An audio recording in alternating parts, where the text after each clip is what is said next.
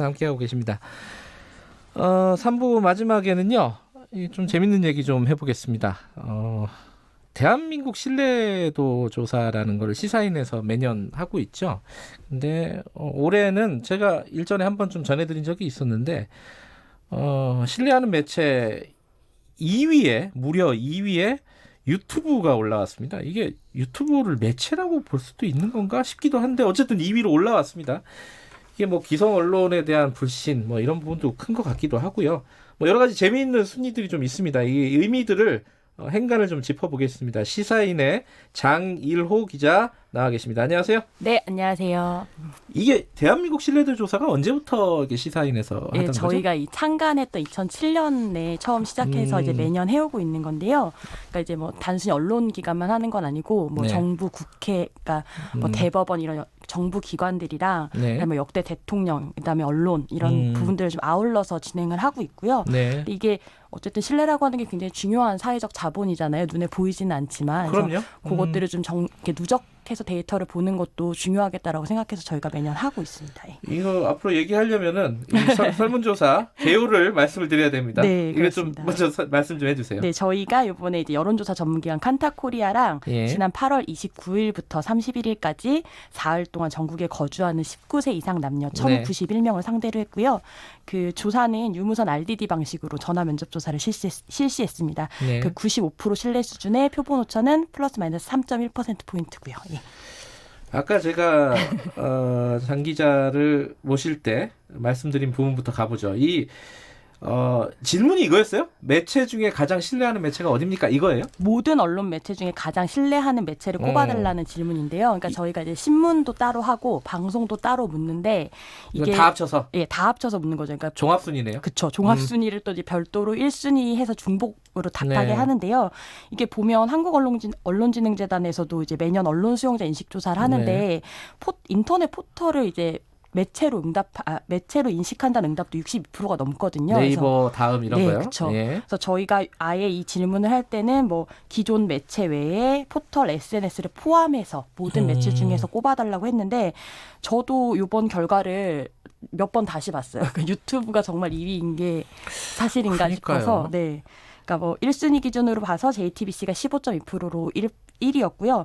그다음에 유튜브가 12.4%, KBS가 9.6%로 3위였습니다. 이제 과거랑 조금 비교해 보면 아까 뭐 네이버 다음 포털 네. 말씀했지만 그게 10순위 안에 늘 꾸준히 있긴 했었어요. 예. 근데 그게 전통 미디어라고 하죠. 이른바 이제 우리가 잘 아는 주류 언론을 KBS 앞선 적, 뭐 이런 거요? 네, 앞선 적은 한 번도 없었거든요. 아하. 근데 이번에는 JTBC나 KBS, 그러니까 일단 KBS는 앞섰고 JTBC랑 비교해봐도 표본 오차를 감안하면 큰 차이가 없다고 봐야 되는 거죠.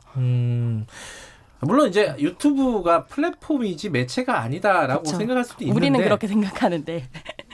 근데 이용자가 그렇게 여긴다, 매체로 여긴다면 뭐 그렇죠. 그것도 어쩔 수 없는 노릇이고요. 네네.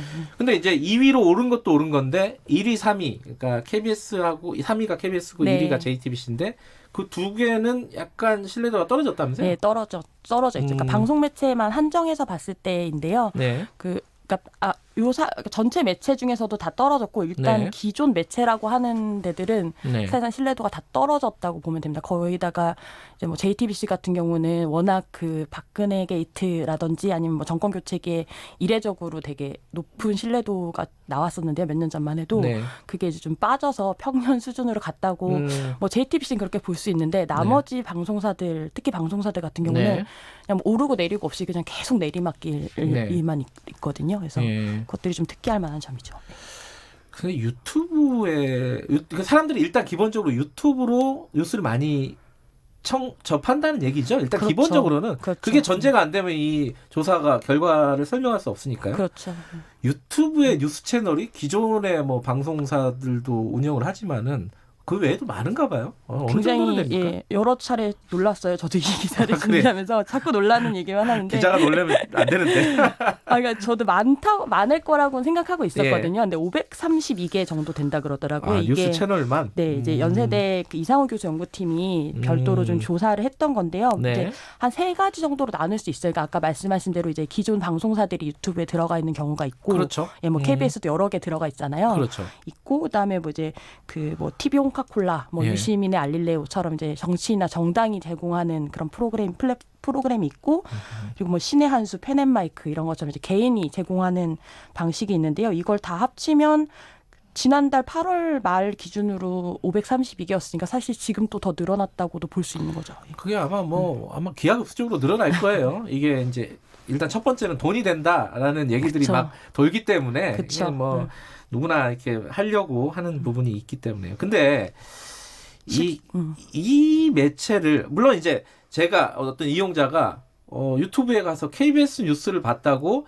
유튜브가 신뢰도가 높다라고 생각하지는 않을 거예요. 그러면 아마 KBS가 신뢰도가 그쵸, 높다라고 그쵸. 생각할 텐데 아마 다른 일반 채널 그러니까 방송사에서 운영하는 채널이 아닌 다른 채널을 보고 유튜브의 신뢰도가 높다라고 생각을 할 텐데 왜 높다고 생각할까요? 난 그게 제일 궁금해요.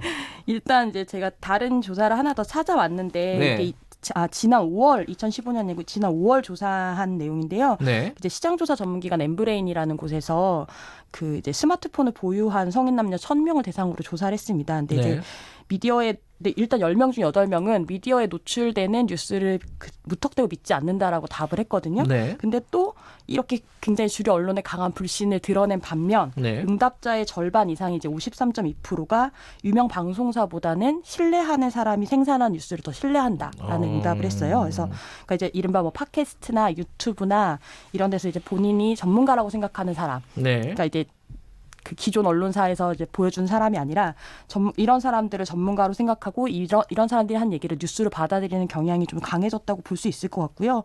이제 전반적으로 어쨌든 뉴스 신뢰도 자체가 낮은 게 이런 왜 한참 또 팟캐스트가 열풍이었던 것처럼 그게 그러게요. 유튜브로 이어진 게 아닌가라는 생각이 듭니다. 그러니까 이런 어떤 개인 채널이라든가 어떤 주류 미디어가 아닌 채널의 신뢰도를 느끼는 거는 기존 언론에 대한 불신에서 기인한 것이 크다. 뭐 이거는 뭐 굉장히 쉽게 생각할 수 있는 부분이죠. 그리고 이게 최근 이제 연구들 보면 뉴스 이용 목적에 대한 얘기들이 되게 많이 나오는데요. 네. 그 이용 목적 자체가 좀 기존이랑 달랐다고 하더라고요. 옛날에는 이제 뉴스를 본다는 게 뭔가 객관적인 것들, 뭐 정보를 얻기 위해서 이렇게 보는 거였다면 최근 같은 경우는 이제 뭐 자신의 생각이나 태도를 좀 유지하려는 게 뉴스를 보는 주요 목적 중으로 이제 좀 그런 경향이 예전에 비해서 좀 강해졌다고 하더라고요. 저도 이제 그 부분에 대해서 저도 기자고 책임이 있죠. 우리 모두 책임이 예, 있습니다. 장인으로 기자도 이 언론인으로서 이 부분 참 이렇게 난감한 부분인데, 근데 우려되는 부분이 있어요. 뭐냐면은 유튜브라는 어떤 채널이 갖고 있는 독특한 특성이 있죠. 그러니까 아까 말씀하신 본인의 그러니까 이용자에 맞춰서 뉴스를 제공하잖아요. 맞아요. 예. 그러다 보면은 아마 만약에 내가 갖고 있는 생각이 잘못된 생각이라면 계속 그게 강화될 수밖에 없는 거 아닌가라는 네, 그걸 이제 걱정. 확증 편향이라고 예. 하고요. 저만 해도 그래서 유튜브에서 뭐 검색할 때 로그아웃을 하고 검색을 하거든요. 그러니까 저도요. 예. 왜냐면 맞아요. 제가 어쨌든 뭐 제 성향을 그렇게 유튜브에다가 알려주고 싶지가 않아서 맞아요. 예. 거기다 또 제가 뭘 하나 검색하면 그것과 비슷한 것들이 계속해서 뜨더라고요. 따라서. 맞아요. 그래서 예. 근데 아마 그 아이들이 왜 한창 그 보람튜브 얘기 나왔을 때 아이들이 왜 주요 유튜브 소비자가 되냐면 광고부터 처음부터 끝까지 다 본다는 것 때문에 그랬거든요. 그러니까 그냥 따라오는 영상들을 계속 보는 거예요. 근데 어른들도 그 예. 따라오는 영상들을 그냥 계속 보는 예. 그 경향이 되게 강하다고 하고요. 이제 50대, 60대로 예. 넘어갈수록.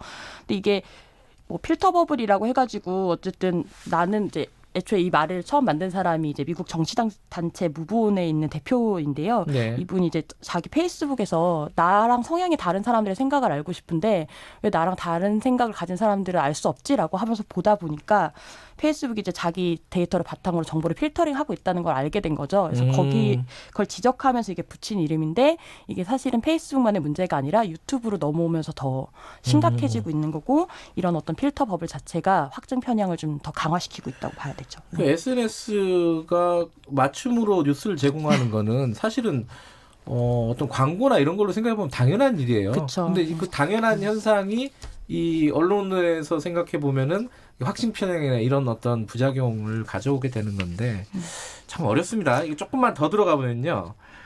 이게 신뢰하는 프로그램 조사도 있었어요. 네. 거기가 아마 제 생각에는 상위권에 1위부터 한 4위 안에 5위 안에 KBS 뉴스가 들어가겠죠? 아직까지 들어가나요? 없습니다. 아, 없어요? 이게 없은 지 어떻게 한 3년 됐습니다. 네. 아, 그래요? 9시 뉴스도 안 들어가요? 9시 뉴스가 그래도 간신히 늘 5위 이렇게 걸쳐 있었었는데 5위에서도 빠졌어요? 네. 예. 그건요. 저기 JTBC 뉴스룸 JTBC가 1위 1위고, 4년째. 네네. MBC 뉴스데스크도 MBC도 빠지고 SBS 메인도 SBS 그러니까 메인 뉴스들이 거의 다 빠지고 그렇구나. 이렇게 라디오가 많이 들어왔어요. 그 이제 라디오가? 어쨌든 이것도 사실 유튜브랑 비슷한 현상인데 김어준 씨 라디오 같은 경우가 이제 뉴스공장. 2위 예. 뉴스공장 2위로 올라오고 예, 최강 시사는 안 들어갔군요. 네. 아직 이제 시작한 지 얼마 안 돼서 뭐 내년쯤에 한번 어쨌든 뉴스공장 2위고 3위가 3위가 제가 지금 그 아, 데이터를 그래요? 체크하고 근데 저도 이 기사들을 몇 개를 읽어봤는데 네. 가장 눈에 띄었던 게 나는 자연인이다. 이게 네. 종편 프로그램이죠? 네, MBN 종편이고요. 제가 그래서 1, 4위가 지금 기억이 안 나는 게 이게 너무 강렬해서 이기도 한데요. 난 예. 이해가 안 되는 게 이게 그냥 교양 프로잖아요. 그러니까 보통 시사 프로그램이 메인이었었어요, 주로. 근데 이게 그러니까요. 응답률 자체가 이제 1.8%여서 이제 오차 범위를 고려하면 그렇게 의미 있는 숫자는 아닌데요. 5위도 1.8%밖에 안 돼요. 네. 근데 앞에가 되게 이제 30%씩 먹고 있어가지고. 근데 이제 근데 이제 5순위로 저희가 잘라내는데 이걸 감안해 보면 어쨌든 다른 프로그램들이 그만큼 신뢰하지 않았다라고 판단했기 때문에 이런 1.8%짜리도 5순위 안으로 잘랐을 때 들어온다는 걸 알 수 있는 거죠. 그러니까 한마디로 하면 이런 거네요. 지상파들의 메인 뉴스가 나는 자연인이다 보다도 신뢰도가 떨어진다는 거 아니에요? 마음이 아프지만 이건 되게 네. 충격적인데요. 그러니까 이게 역대 조사 보면 이제 아까 말씀하셨던 KBS 9시 뉴스라든지 뭐 MBC 뉴스데스크, 그다음에 네. SBS 8시 뉴스 이런 이제 대표 뉴스 프로그램들이 다 들어가 있었고 뭐 PD 수첩, 뭐 백분 토론, 그것이 알고 싶다 같은 이제 메인 시사 방송들이 거의 다 이제 5순위 안에는 다 들어와 있었거든요. 근데 네. 그리고 어쨌든 2011년 종편 개국 전만 해도 YTN도 이제 예. 좀 이름이 있었었는데 이게 굉장히 이제 종편 자리 잡는 시점을 넘어가면서 큰 변화들이 좀 보였었죠. 예. 그랬군요. 그러니까 나는 자연인이다가 신뢰도가 높다기보다는 그렇죠. 다른 방송들이 다른 프로그램들이 신뢰도가 떨어지다 보니까 이게 올라왔다. 네네. 이렇게 해석하는 게 타당하겠네요. 근데 이런 현상이요, 뭐 유튜브의 어떤 신뢰도 이런 것들이 높아지고 이런 것들이 우리나라에만 있는 건가요? 아니요, 한국만의 현상은 아니고요. 세계적으로도 좀 증가세이긴 합니다. 이제 한국이 근데도 앞서 나가는 편이긴 하죠. 그래서 이제 로이터 저널리즘 연구소에서 저희가 예. 이제 3년 전부터 그 조사 대상국에 포함이 돼 있는데요. 예. 여기서 보면 이제 지난 일주일 동안 유튜브에서 뉴스 관련 동영상을 시청한 적이 있다라는 질문에 한국은 이제 40%가 그렇다고 답해서 38개국 가운데 4위였습니다. 조사 대상국 전체 평균은 26%였고요. 한국보다 이제 유튜브로 인한 뉴스 소비가 많은 나라가 터키, 타이완, 멕시코, 그다음에 한국 순이었고요. 상대적으로 좀 북유럽 국가들, 그러니까 뭐 덴마크, 영국, 노르웨이는 좀 유튜브로 보는 뉴스 시청 비율이 좀 낮은 편이었습니다. 지금 저기 PD가 검색을 해보니까 신뢰도가 높은 프로그램 3위에 KBS 있군요. 뉴스가 죄송해요. 있었네요. KBS 오셔서 이러면 안 됩니다 지금. 죄송합니다. 네. 그나마 다행이네요. 네. 이게 뭐 방송사 입장에서는. 근데 4위는 그것이 알고 싶다고. 네, 주로 이제 있었던 것들. 근데 어찌됐든 5위가 나는 자연이다라는 거는 굉장히 좀 충격적인 어떤 순위가 아닐까라는 생각이 듭니다. 그러니까 그게 퍼센트 자체보다는 그냥 그 의미, 그게 그렇죠. 5위로 들어왔다는 의미 자체가 좀 있는 것 같아요. 근데 전체적인 순위 말고 이게 한국의 국제적인 순위 말고 우리 한국이 갖고 있는 굉장히 특성이 있다면서요, 유튜브. 이게 이제 보통은 연령대가 높아질수록 다른 나라는 유튜브로 이제 뉴스를 보는 게 좀 떨어지거든요. 아무래도 그게 네. 자연스럽게 느껴지죠. 네, 한국은 이제 일단은 전 연령대가 고르게 많이 이용을 하고 있었고요. 유튜브를요? 네. 아하. 근데 특히 이제 55세 이상을 따로 떼서 봤는데 네. 이거를 38개국 평균을 내면 22%였거든요. 근데 네. 한국은 42%. 약 2배 정도 더 높았고 또 다른 나라들 같은 경우는 정치 성향별로 쪼개봐도 유의미한 차이가 크게 없었는데 한국 같은 경우는 이제 진보 성향, 보수 성향 이용자들이 중도 성향 이용자들보다 10%포인트 이상 유튜브를 더 많이 이용하는 걸로 나타났습니다. 그래요. 그러니까 한국의 노년층 55세 이상을 뭐 노년층이라고 보기는 조금 쉽지는 않은데 예. 어쨌든 55세 이상의 유튜브 이용률이 굉장히 높다. 다른 나라에 비해서. 네. 이건 뭐 저는 실제 생활에서 그걸 느껴요. 저희 어머니도 그 단톡방 같은 데서 유튜브 링크가 돌더라고요. 링크가 굉장히 많이 돌아요. 맞아요. 네. 그 뭐 종교적인 것도 그렇고 정치적인 것도 그렇고. 그 모든 게 다 유튜브에서 일단 검색을 하시더라고요. 저희 어머니 요새 김치 담그시는 법을 그렇게 열심히. 맞아요. 예전에 네. 네이버에서 검색하던 거를 맞아요. 요새는 네. 유튜브에서 검색하는 게 트렌드라고 하더라고요. 그거를 또 저희 이제 8살짜리 조카가 60세인 어머니에게 알려줬다 그러더라고요. 그렇게 검색하는 법을. 그렇군요. 이게 아마 언론에 종사하는 사람으로서 어떤 생각해야 될 지점들도 많이 있고 산업적인 측면에서도 여러 가지 고민들이 많이 생기는 지점인 것 같습니다. 오늘 그래도 KBS 9시 뉴스가 3위에 올랐다라는 죄송해요. 아닙니다. 이 네. 정정보도 요청 들어올 뻔했습니다. 9시 뉴스에서. 오늘 말씀 감사합니다. 네, 고맙습니다. 장일호 시사인 기자였고요. 김경래의 최강시사 오늘은 여기까지 하겠습니다. 저는 뉴스타파 기자 김경래였고요. 내일 아침 7시 25분 다시 돌아옵니다.